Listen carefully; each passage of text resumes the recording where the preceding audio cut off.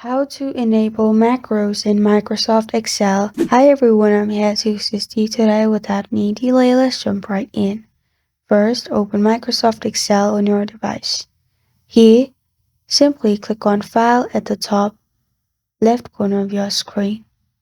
After you click on File at the top left corner of your screen, click on More at the bottom left corner of your screen. After you click on More, click on Options. After you click on Options in here, simply click on Trust Center on the left side. In Trust Center, click on Trust Center Settings. After you click on Trust Center Settings, you'll find this kind of screen pop up. On the left side, click on Macro Setting. And after you click on it, press on Enable. Make sure the dot is in Enable.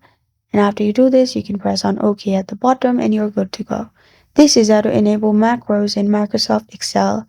Thank you for joining me today. If this video helps you out, please leave a like and subscribe for more. Got a question or want to suggest a topic? Comment below. Thank you for watching.